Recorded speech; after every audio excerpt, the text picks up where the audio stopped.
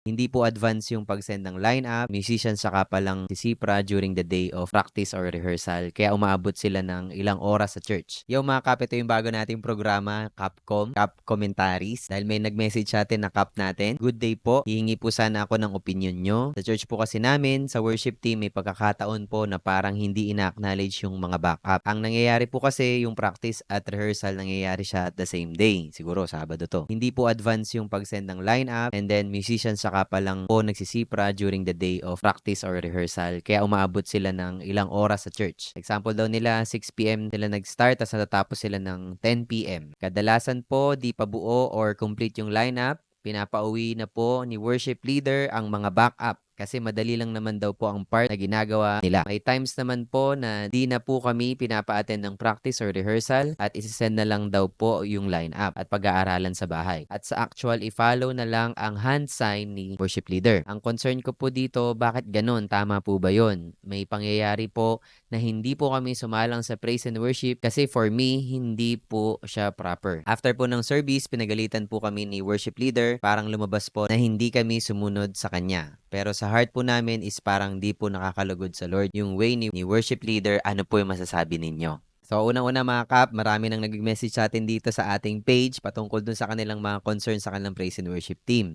So, naintindihan ko naman yan dahil lahat naman tayo talaga mayroong pinagdadaanan ng mga problems. Dali natin dito sa platform na to para mas makarelate pa tayo, makagather tayo ng wisdom. Yung masishare ko dito, hindi ko sinasabi na ito na yung final. Marami pa akong matututunan dito sa inyo, sa mga comment sections ninyo, kung paano nyo siya sinusolve. So, ko rin i-share yung opinion ko dito sa atin. So, isa-isayin natin yung problema ni Cap. Unang problema ni Cap, hindi daw ina-acknowledge yung backup. Patungkol dito sa hindi pag-acknowledge, siguro yung sa mga nasabi niya na example is pinapauwi na sila ng maaga pag hindi pa daw nila nabubuo yung rehearsal. Tapos susunod na lang daw sila sa hand sign ni worship leader dahil madali lang naman daw yung ginagawa nila. Kumbaga sa problema ni Cap, meron daw hierarchy yung mga positions natin sa worship team. So pag worship leader ka, siguro mas mataas dapat yung pagtingin natin sa kanya. Tapos backup, mas maliit lang yung pagtingin natin. Minor lang sila sa kabuuan ng worship team. Sa problemang ganun mga kap, dapat pantay-pantay yung tingin natin sa bawat members ng worship team. Of course, merong tinalaga ang Panginoon na leader na dapat natin sundin. Pero dapat i-acknowledge natin yung bawat role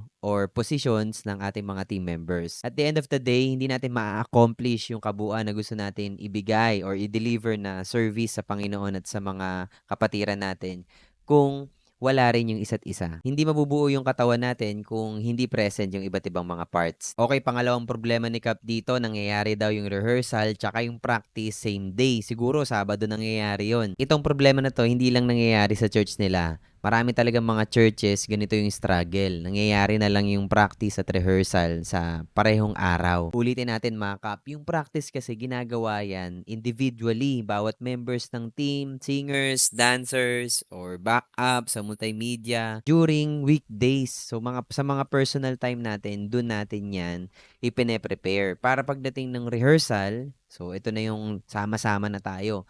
Dito na lang natin ina-apply lahat ng mga na-practice natin. So, during preparation ng practice, dito dapat nangyayari yung nag-uusap-usap sa GC. Maganda nga ngayon dahil meron na tayong technology na kahit magkakalayo tayo, pwede tayong mag-connect. I-utilize natin para makapag-communicate tayo, malaman na talaga na maaga yung key, yung lineup, nabigay na siya. O di kaya pag Sunday, hindi nyo papalagpasin na makauwi lahat ng hindi kayo nakakapag-huddle or nakakapag-meeting kayo para ma-execute nyo yung theme sa inyong church. So, dapat i-match natin yung kung ano yung mga text na gagamitin dun sa theme na yun para ma-apply yung tamang songs para dun. Hindi ko naman masisi yung mga musician na dun na lang nagpa-practice sa rehearsal kasi nga naman late na bigay yung lineup. Pinakamagandang gawin nito, yung band leader is merong initiative para tanungin na si pastor kung ano yung gagamitin na teksto or Bible verses sa kanyang preaching para dun ililink yung mga songs na ihahanda or lineup or set list. Pag nakapag-advance na si band leader o di kaya si music director, napapasa na agad to ng mas maaga. So para sa mga musician, kapag nabigay naman ng maaga, aralin na rin agad. Ito related na naman to sa pangalawang problema ni Cap. Inaabot daw sila ng 4 na oras sa pagpa-practice/rehearsal na rin nga pag Saturday. O, diba? Epekto na lang to nung pangalawang problema. Yung hindi nag-send ng maaga ng lineup, hindi na nakapag-practice yung mga musician. So, ang ending, 4 na oras talaga mag-i-stay sa church. Nakakaumay talaga yun, nakakailang pasada. Kung ilang songs pa yung pine-prepare nyo, kung 4 o 5 songs pa yan, ang hirap niyan talagang practicein ng isang araw lang siya. First 1, 2, 3 na pasada, practice pa lang yun. Yung rehearsal, pang-4 pa, no? Tindi. 1 oras kada pasada. Ito yung pangatlong problema ni Cap. Hindi pa daw nabubuo yung lineup during rehearsal practice nila. Pinapauwi na ng maaga yung mga backup. No, hindi ko alam kung bakit pinapauwi ng maaga. Dapat nag-i-stay pa rin yung mga backup. Ang purpose ng mga backup is mabackupan yung worship leader. Yung mga lines na hindi mabibigkas ng worship leader. Dapat kabisado rin ng mga backup yung lyrics. Dapat yung mga backup hindi bumibitaw sa mga kanta. May mga pagkakataon kasi si worship leader nagiging emotional. Si backup, to support talaga siya. Babackupan niya yung worship leader na may continuity pa rin yung flow ng worship service. Hindi yung madadala na fully sa emotion yung worship leader, yung backup nadadala na rin. Hindi. Mag-i-stay dapat yung role ng backup na kumakanta pa rin sila nang merong kaayusan, may continuity siya. Tapos sinundan pa ni Cap na minsan daw hindi na daw sila pinapa-attend ng rehearsal, pag-aralan na lang daw sa bahay.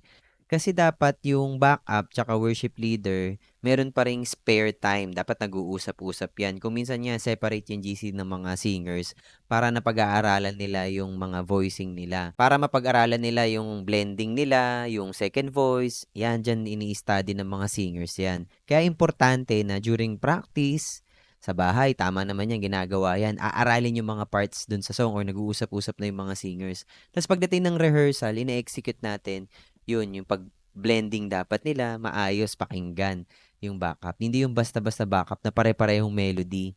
Pwede rin naman yun, pero maganda rin na napag-uusapan ng mga singers, worship leader, tsaka backup singers, yung blending nila sa boses. Okay, dito sa pang-apat na concern ni Cap, hindi ako nag-a-agree sa kanya dito kasi ang ginagawa daw niya, may pagkakataon daw na nangyayari na hindi na lang siya sumasalang sa praise and worship team kasi ganun yung ginagawa sa kanya ni worship leader. Feeling ni Cap, hindi proper na ganun yung treatment sa kanila, na hindi ina-acknowledge yung mga backup singers, pinapauwi ng maaga, hindi na pinapapag-practice or rehearsal, pinapaaral na lang sa bahay, wala silang collaboration, walang communication yung mga singers. Hindi rin maganda na papakitaan din natin sila ng mali. Yung maling nakita ko dito, yung biglaan na lang na hindi na lang siya sasalang kasi may tampo siya, hindi nangyari yung gusto niya, hindi na siya umattend ng mismong praise and worship. Ang katwiran ni Cap dito, hindi daw kasi nakakalugod sa Diyos yung ganitong klase ng format, yung kanilang arrangement, yung workflow nila sa praise and worship team. Okay, aral ito para sa ating lahat na praise and worship team members. Kung meron tayong mga problema sa ating team, ay dapat pinag-uusapan natin to. Yung mga worship leader, band leader, or music director, dapat tayong nag-initiate na ma-build yung buong team, hindi yung meron na palang ganitong klase ng observation yung ating mga team members pero baka hindi sila nagkakaroon ng pagkakataon na may air yung kanilang saloobin, yung kanilang nasa isip, nabablock sila kung minsan siguro kasi gusto natin yung mga leaders, laging sila lang yung nasusunod.